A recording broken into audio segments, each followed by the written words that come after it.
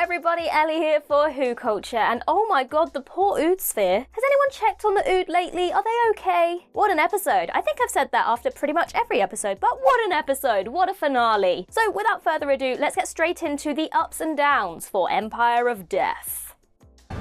He's telling the story of your life. So this episode picks up exactly where we left off in the previous episode, The Legend of Ruby Sunday. So Sutekh is there, and the Doctor already knows that Sutekh is very powerful and is going to do bad things. What does he do? Kate, try to contain Sutekh if you can. That's not going to happen. What you should be doing is saying, Kate, run. Everyone run. Get away. But on the plus side, Morris has guns in his Segway, which is really, really cool.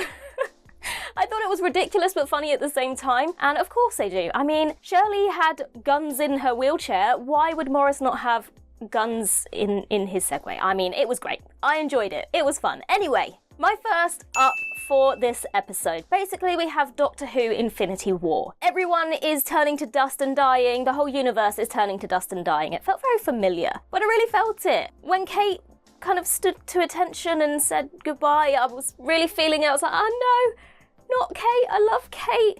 And then you've got Mrs. Flood and Cherry and Carla and everybody disintegrating, and it got me, it did get me. And even though you know deep down that this is all going to be fixed by the end of the episode, it still gripped me. I was pulled in for a moment. I did think to myself, oh dear. And I think what really got me about this as well is obviously the Doctor realising, slightly later on, that this is his fault. You know, a lot of the time everyone's like, it's not your fault, it's not your fault. Well, I mean, down to the basics, it actually is. And you see that realisation in his face. I mean, he literally screams out into the void of space because it's true. He goes on joyrides, he has fun, and he doesn't often think about the ramifications of where he's going and what he's doing, of his actions. And I think it's really interesting when Doctor Who does explore the consequences of the Doctor's involvement in certain things.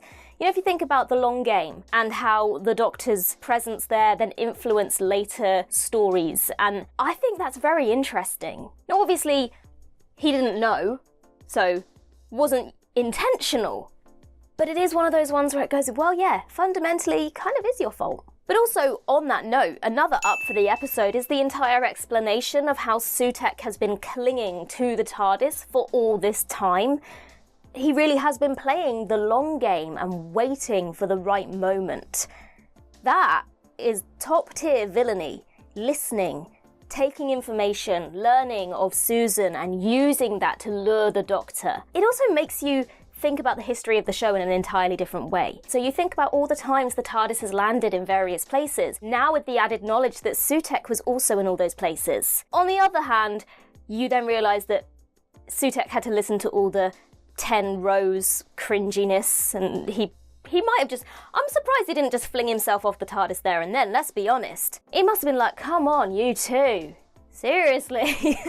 You then have the explanation of Susan Twist's characters and the revelation that every time the TARDIS landed, everywhere the Doctor has been, one of these manifestations has been popped out into the world, planted into that world, and therefore every single planet, world, place that the Doctor has visited has one of these acolytes of Sutekh. And so every single place the Doctor has ever been is now in danger, is now destroyed. It's so clever.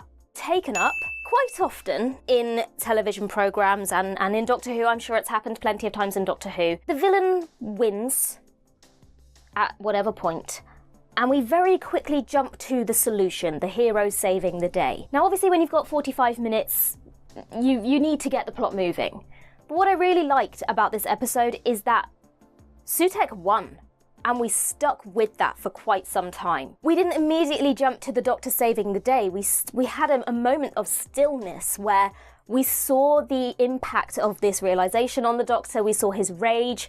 We saw him thinking back to all those times that he's been on the planet and all those places he's visited, and that realization in his mind that he is responsible for it. I mean, I commented on this a little while ago with the previous up, but the fact that we've stuck with it instead of just jumping straight to the solution, I think it really lends to highlighting the significance of what Sutekh has managed to achieve. You know, you didn't just hear that planets were melting away, that everyone was dead. You saw the planets disappearing. You saw Ruby realizing that her family are dead and there's nothing they can do about it. Like, it really heightened the devastation of this moment.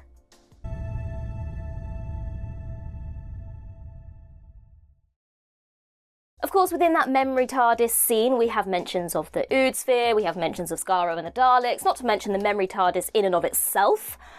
But I'm not going to dwell on that too much. Let me just put it this way, we're going to have a hefty Easter eggs video coming this week, so I'm not going to talk about those too much here. Know that we, of course, did notice all those references, but with regards to the ups and downs, I'm going to shift past those, but know that we will be covering all of those later on in the week. So while we're still in this kind of moment of devastation before we get to the big saving the day, another up is the scene where the Doctor goes to the planet for the spoon and we meet this kind woman with her baby. This scene is so vital. These slower paced scenes, I feel, are really integral to these episodes.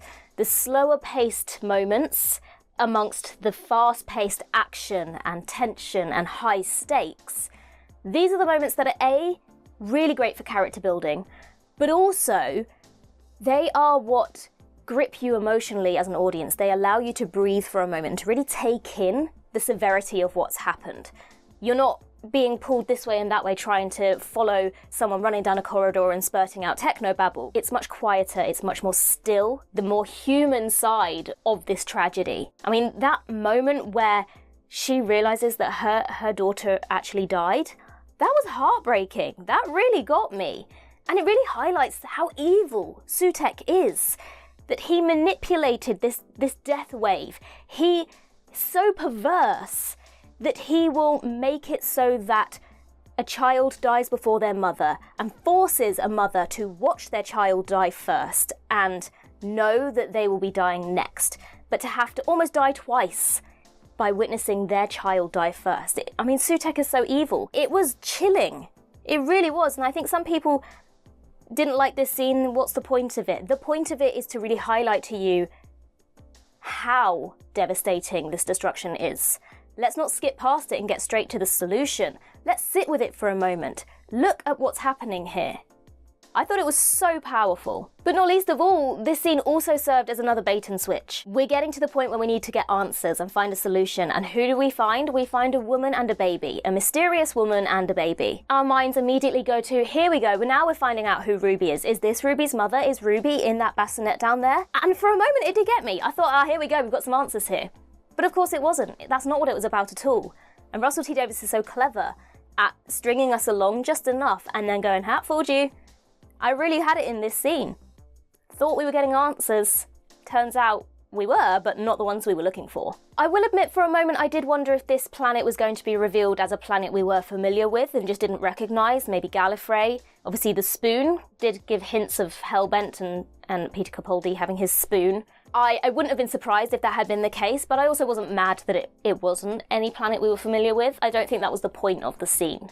There is a negative point to this comment, but it is an up. So we'll go with an up, but let's start with the negative point of it first. I feel like Mel was a bit superfluous in this episode. Like, her only purpose really, by being there, was to be a vessel for Sutekh, to be Sutekh's spy. So she felt a little underused in that regard. But the up comes to Bonnie Langford, because Bonnie Langford was great.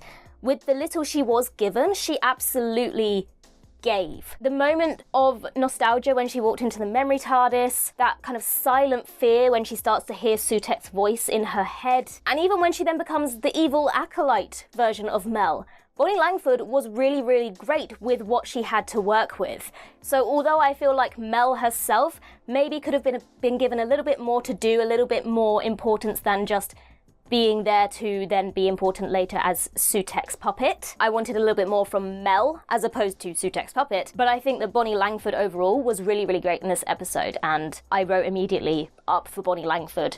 I think after the scene where she walked out of the room, the Doctor told her to keep watching, she walked out of the room and it was like she was trying to hide and fight Sutekh. She got quite emotional and then she heard his voice again and he really overpowered her. I think, yeah, Bonnie Langford, well done. Thumbs up. You get an up. While we're on the topic of Sutek though, have a down. Sutek felt a little bit like a wet blanket. I love the design of him, I love the voice of him, but he didn't actually do much. He just kind of sat there on top of the TARDIS for most of the time, and his acolytes were doing a lot of the work.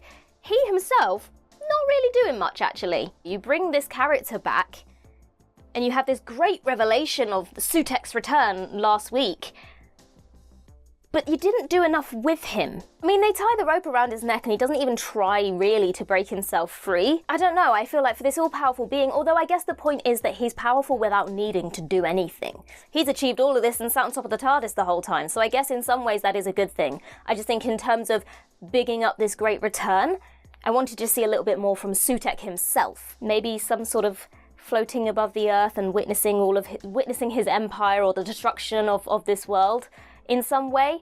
I just felt like that was missing. Now, one of our complaints for this season so far was that Ruby didn't really seem to have her defining companion moment, but taken up, better late than never, because here she stands up to Sutek, she smashes that screen on the floor, she calls him a great big god of nothing. It was nice to finally see that moment shine through from both Millie Gibson and from Ruby herself. It's a shame we didn't have more of those moments earlier on. You know, if you think about Amy Pond, her kind of defining moment literally came in her second episode, The Beast Below. She took control, she was there. So it was a little bit disappointing that we didn't get that a little bit earlier on, but better late than never. And on a similar note, another up, something else that we have been kind of complaining about the lack of in this season is that dynamic between Ruby and the Doctor, this Doctor companion duo that we're so used to seeing. There seemed to be a lot of telling us that they were best friends, but not a lot of showing us. Well, the moment that the two of them trick and trap Sutek, there's the moment we've been looking for, showing us that they trust each other, they work well together, they can defeat these monsters by working together in that camaraderie that they have. I just wish we'd had more of that earlier on. Where was that earlier on in the season?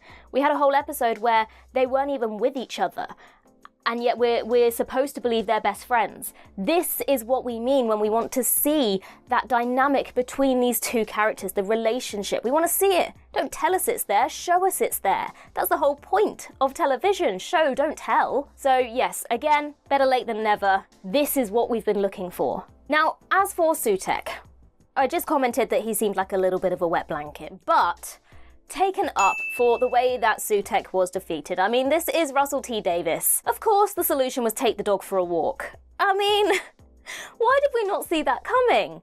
That was funny. I liked that. I mean, it's simple, isn't it? Just let's put a lead on him and take him for a walk down memory lane. And the way that he's dragged through the time vortex, it's one of those moments that, to me, is Doctor Who. It's kind of, to some people, well, this is ridiculous. This is utterly silly. Why is this a thing? But on the other hand, this is Doctor Who. Of course, they're going to drag him through the time vortex by a lead. Of course, that's how it's going to end. I can see this moment being memed quite a lot, but I don't mind. It just felt like that goofy Doctor Who that I love. And alongside this, we obviously have Sutek defeated. But the Doctor says, we fought a monster and now I must become one. Okay, the line itself a little cheesy, but taken up, this is what I like about Doctor Who, this reiteration of the fact that the Doctor does no harm. And no matter the devastation and the pain and the terror that Sutek has inflicted and caused, the Doctor takes no joy, no pleasure, no satisfaction out of having to kill him. And that to me is the most important element of the Doctor. The Doctor does not carry weapons. The Doctor is better than these creatures. And despite everything they do, he will not become them. He will not stoop to their levels. And when he does have to do that, he really takes issue with it and he really holds it close to his heart and acknowledges the fact that this makes him no better. And I really liked that moment. Okay, yes, I'll admit the line itself was a little cheesy, but the moment was absolutely, this is the Doctor. This is what the Doctor is all about. You can do all these terrible, terrible things, but I'm better than that. and I'm not going to do to you what you've done to them. And the fact that I do have to do that will weigh heavy on my hearts. I think, as well, this is something that's been very consistent with the 15th Doctor. He's been very moral in his thought process, which the Doctor has been before. I mean, we had this whole thing with the 10th Doctor, you know, the man who never would. But if you think about this season in particular, I mean, Space Babies, he wants to save the bogeyman. He wants to save the people of Fine Time. It's been reiterated, and that attention to detail to keep that thread going. We've known from the very beginning that the Doctor has a moral code to stand by, and that destroying Sutekh, no matter how bad Sutekh is, still doesn't sit right with him. One element of this whole saving the day that doesn't sit quite right with me, though, I do have a down, the big reset button. It just felt a little bit underwhelming. You just had Sutekh kind of scratch the vortex and make a gap and everything's back to normal. The big reset button is a trope in Doctor Who that is used quite a lot. It's one that can be quite unsatisfying. I feel like what you needed is for there still to be some sort of lasting effect from this. Someone didn't come back. Susan Triad, for example, didn't come back.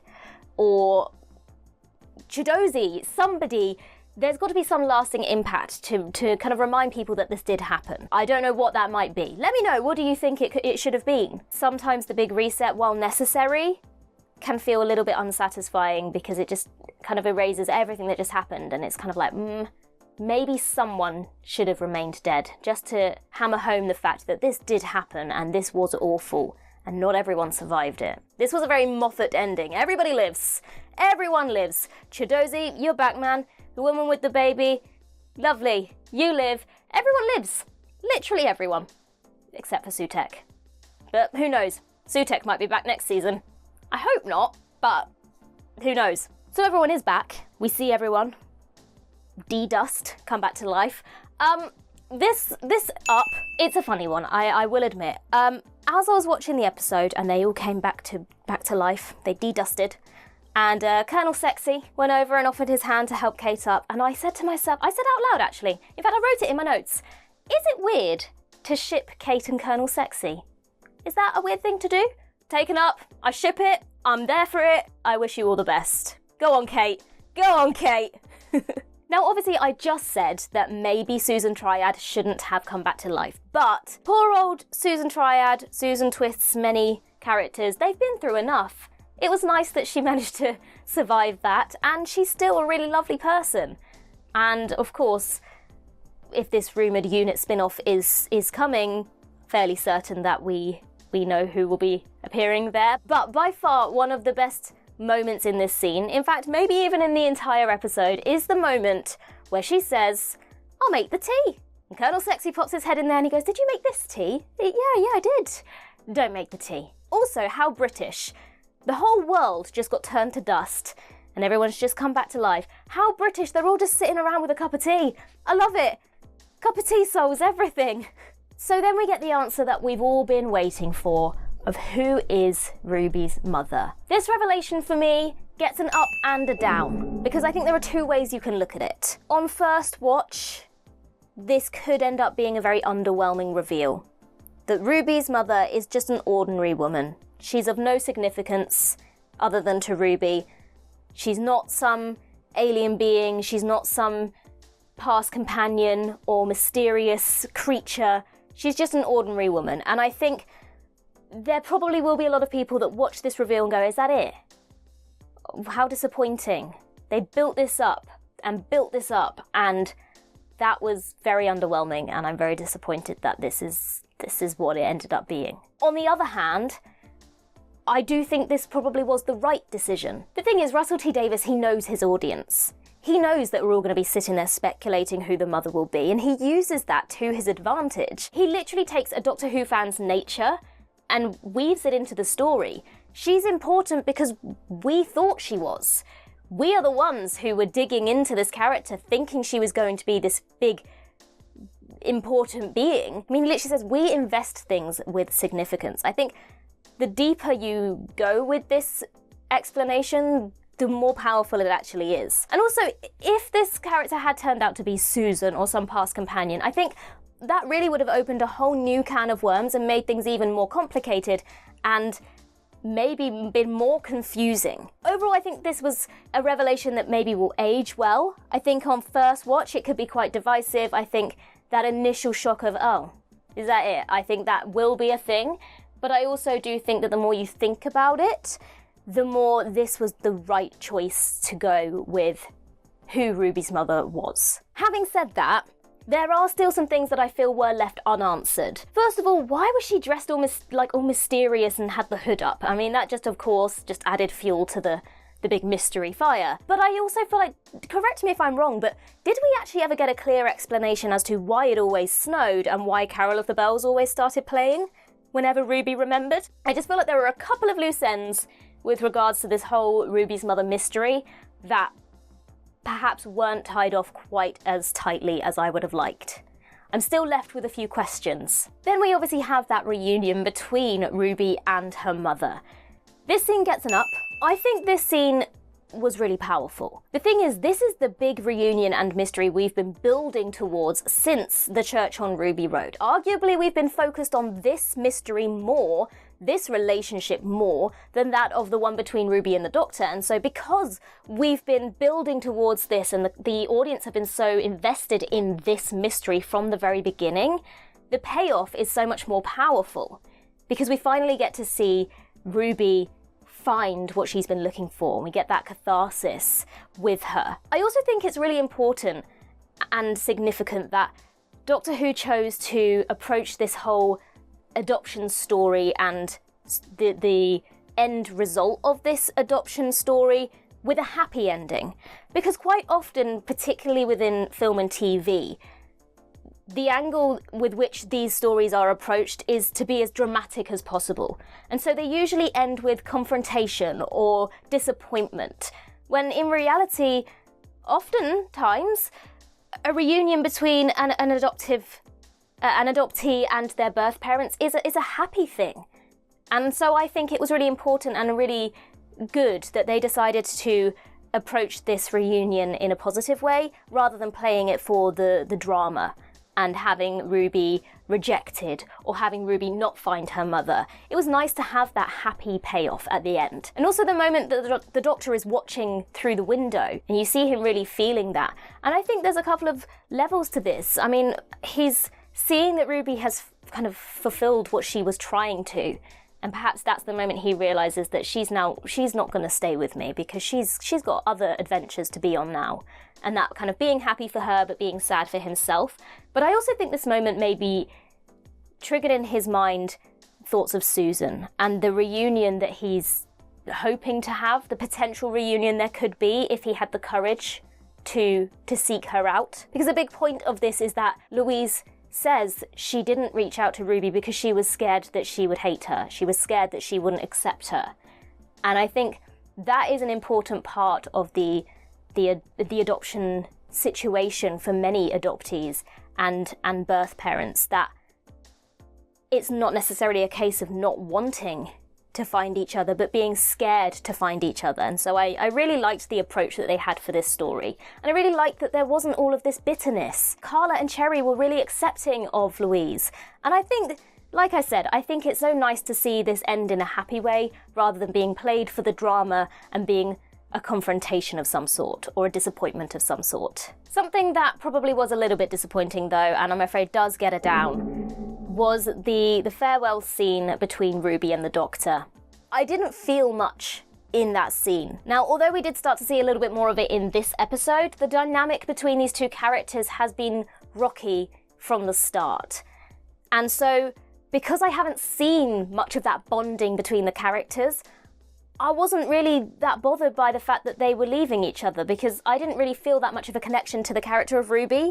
You know, when other companions have left in the past, even if it's a companion we've only had for one season, because arguably, yes, okay, some characters have been in the show longer, so you've had longer to connect with them, but even characters who were only in one season, I still feel like we had a stronger connection to those characters than we did with Ruby. And a lot of that came down to the fact that we didn't get to have those quiet moments between the Doctor and Ruby that we'd previously seen. Everything felt very rushed and fast-paced in a lot of these stories.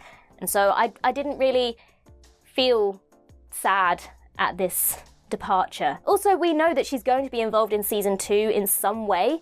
We know she's going to be in at least a few episodes of season 2, so it's kind of a bit like, well, bye, see you later, we know we're going to see you soon. So whether that maybe comes down to that issue we've spoken about before, where the really advanced filming plays to their disadvantage because we know she's been filming, I don't know. I just feel like we didn't connect with these characters enough to really feel the sadness of this departure. Also, we have another mention of Susan here. If the Doctor does not go and seek out Susan at some point soon, what is wrong with you, man? What is wrong with you? We cannot have all of these hints of Susan. You cannot witness this great reunion and still not go and find your granddaughter. What I will say is that I really like the acknowledgement from the Doctor that Ruby has kind of allowed him to be more open in talking about family, and that he's really grateful for that. I think that was a nice touch. I talk about family in a way that I never did before. It's because of you. And of course, we end this episode with a whopping up Mrs. Flood.